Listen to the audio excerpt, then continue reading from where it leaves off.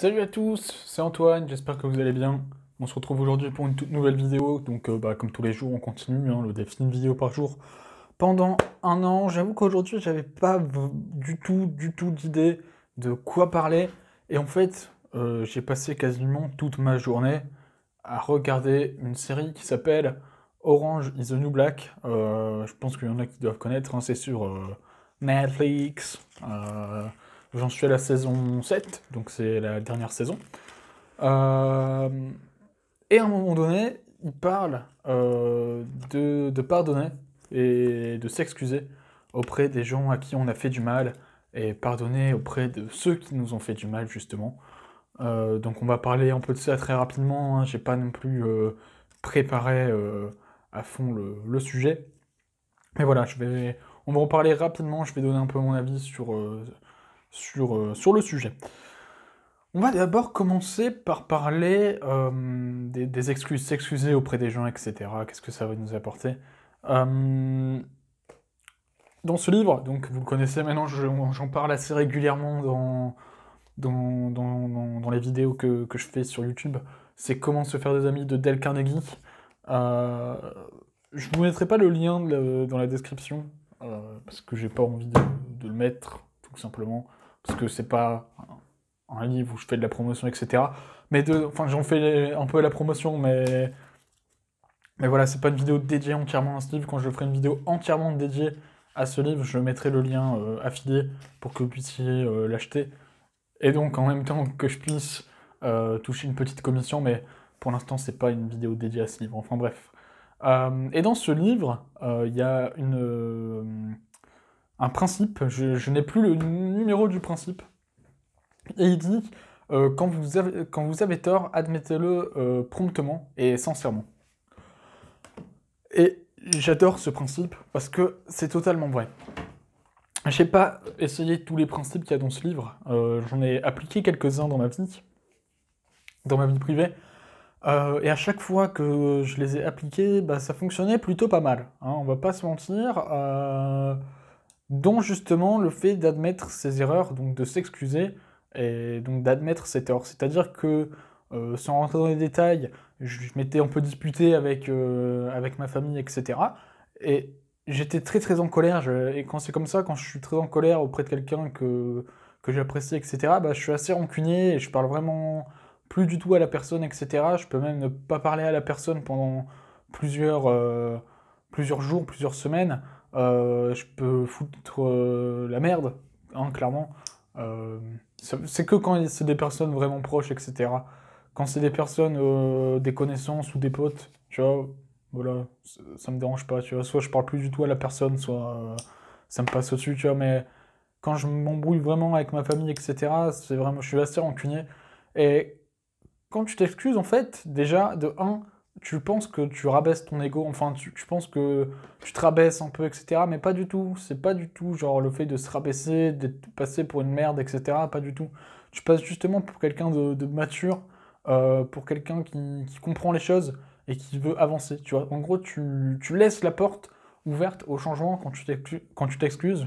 Après, faut pas s'excuser non plus à tout va, tu vois. Quand tu t'excuses, c'est que tu comprends vraiment les choses, tu comprends les bêtises, etc., que tu as fait, et que donc, une fois que tu les as compris, tu laisses la porte ouverte au changement, mais pour changer dans le bon sens et de ne plus refaire les mêmes erreurs.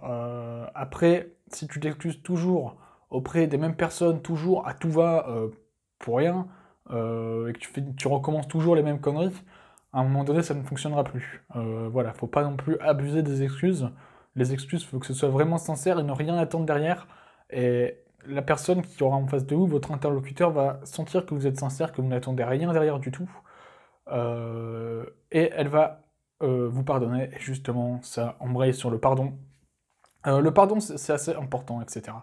Le pardon, c'est pas cautionner l'acte qui a été fait. Par exemple, euh, imaginez que vous vous fassiez voler dans la rue de l'argent que vous avez.